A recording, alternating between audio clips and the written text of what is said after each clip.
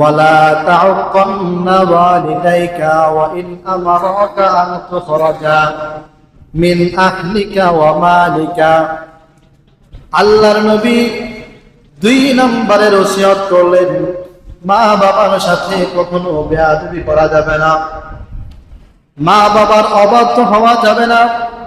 নবীজি হাদিসে বলেন, যদি তোমার মা বাবা তোমাকে বাড়ি থেকে বের করে দেয়, সম্পদ থেকে বঞ্চিত করে ফেলে, তোমাকে সম্পদ না দেয়, এরপরেও মা বাবার সাথে বেয়াদবি করা যাবে না। কার ঘোষণা? আল্লাহ রাসূল ওসিয়ত করতেছে, ওয়াকাদা রাব্বুকা আল্লা তা'বুদু ইল্লা ইয়্যাহু ওয়া বিল ওয়ালিদাইনি ইহসানা। আল্লাহ পাক রব্বুল আলামিন কোরআনুল কারীমের মধ্যে ঘোষণা করেছেন, তোমরা আমার ইবাদত করবে, আর আমার ইবাদতের পরে যার আনুগত্য করবে তারা হচ্ছে তোমার মা বাবা। ইম্মা ইয়াবলুগান্না ইনদাকাল কিবারা আহাদুহুমা আও কিলাহুমা ফালা তাকুল লাহুমা উফফিন ওয়া লা তানহারহুমা ওয়া কুল লাহুমা কওলান কারীমা। আল্লাহ পাক বলেন, মা বাবা যদি বৃদ্ধ হয়ে যায়, বয়স্ক হয়ে যায়, তাহলে মা বাবার সাথে জোর গলায় কথা বলবে না, এমন কোন আচরণ মা বাবার সাথে করবে না যে আচরণের কারণে মা বাবা অন্তরে উফ শব্দ, অন্তরে ব্যথা লালন করে। আল্লাহ পাক বলেন, ওয়াকুল লাহুমা কওলান কারীমা, মা বাবার সাথে কোমল ভালো আচরণ করবে। ওয়াকফিদ লাহুমা জানাহাজ যুল্লি মিনার রাহমা ওয়া কুর রাব্বিরহামহুমা কামা রাব্বায়ানি সগীরা। মা বাবার সাথে সব সময় ভালো আচরণ করবে। আল্লাহ পাক বলেন, 5 ওয়াক্ত নামাজের পরে মা বাবার জন্য দোয়া করবে, রব্বিরহামহুমা কামা রাব্বায়ানি সগীরা। সকলে বলুন, রব্বিরহামহুমা কামা রাব্বায়ানি সগীরা। 5 ওয়াক্ত নামাজের পরে আল্লাহ পাকের কাছে হাত তুলে মা বাবার জন্য দোয়া করবে। আল্লাহ পাক বলে, যদি কোনো বান্দা মা বাবার জন্য দোয়া করে, আমি আল্লাহ পাক রব্বুল আলামিন তার জীবনের সব গুনাহ মাফ করে দিই। সুবহানাল্লাহ।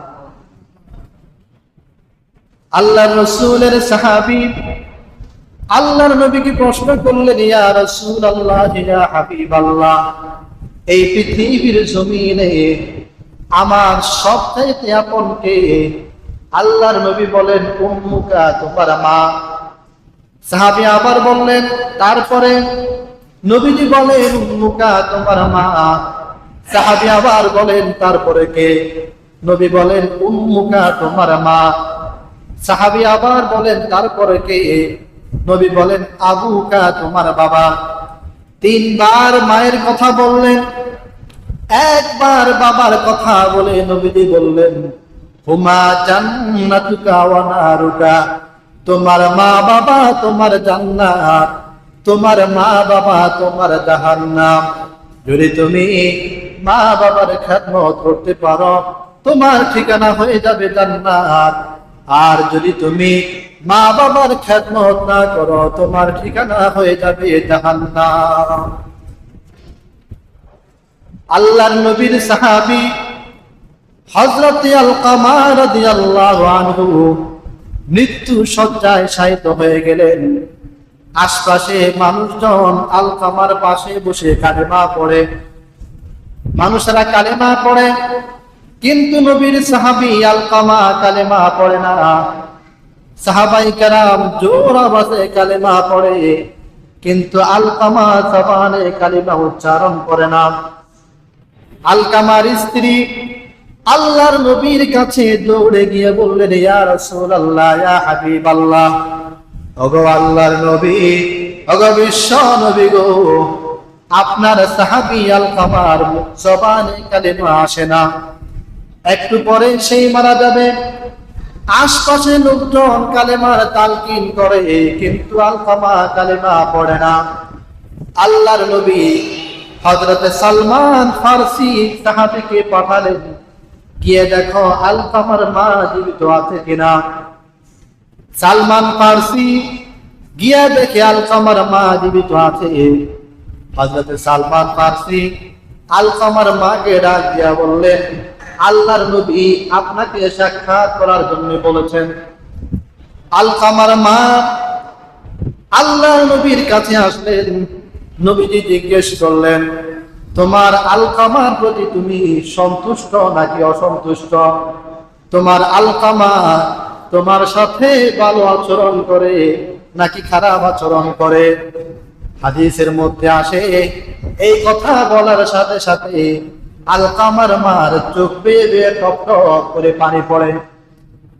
আলকামার মা ডাক দিয়া বললেন, ইয়া রাসূলুল্লাহ, ইয়া হাবিবাল্লাহ, আমার ছেলে আলকামা কোনদিন আমার সাথে ভালো আচরণ করে নাই, সব সময় আমার সাথে খারাপ আচরণ করেছে, তার প্রতি আমি সন্তুষ্ট নয়। আল্লাহর নবী বলেন, এই কারণে আলকামার জবানে কালেমা নসিব হয় না।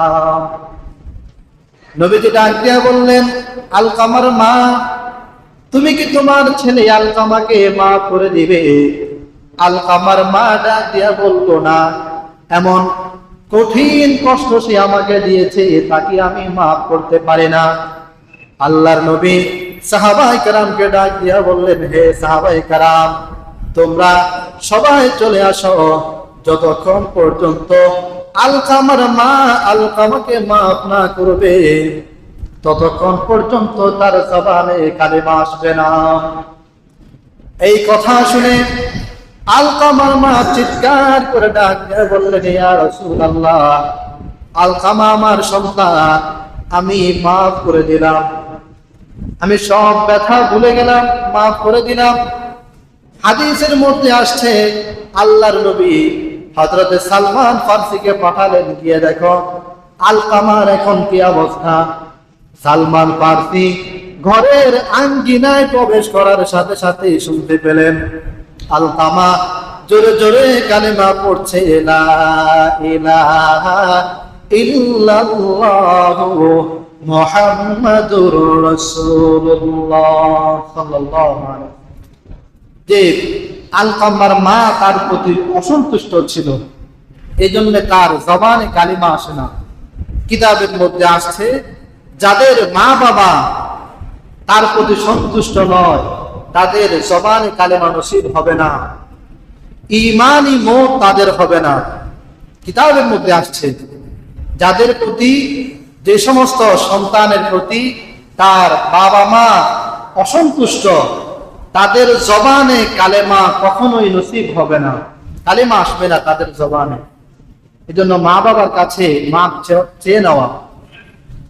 নবীজি দ্বিতীয় ওসিয়ত করলেন যে মা বাবার সাথে কখনোই খারাপ আচরণ, অবাধ্য আচরণ করা যাবে না।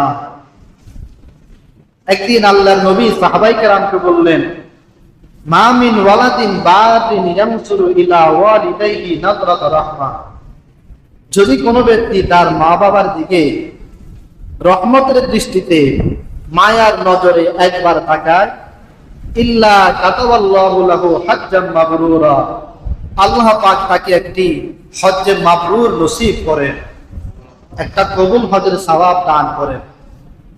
সাহাবায়ে কেরাম প্রশ্ন করলেন, ওয়া ইন নাযারা মিয়াতা মাররা, যদি কেউ 100 বার তাকায়? নবী বলেন, নাম, যদি কেউ মা বাবার দিকে 100 বার মায়ার নজরে তাকায়, আল্লাহ পাক তাকে 100 কবুল হজের সওয়াব দান করেন। সুবহানাল্লাহ। এই জন্য মা বাবার চেহারার দিকে পৃথিবীর দুইটা জিনিস যত তাকায় তত গুনাহ মাফ হয়, সওয়াব হয়। কয়টা জিনিস? দুইটা। একটা হচ্ছে মা বাবার চেহারা, আর একটা হচ্ছে কাবা ঘর। কাবা ঘরের দিকে যত তাকাবে তত সওয়াব হবে, গুনাহ মাফ হবে। মা বাবার চেহারার দিকে যত তাকাবে তত গুনাহ মাফ হবে, সওয়াব হবে। এই জন্য নবীজি দ্বিতীয় ওসিয়ত করলেন, মা বাবার সাথে বেয়াদবি করা যাবে না।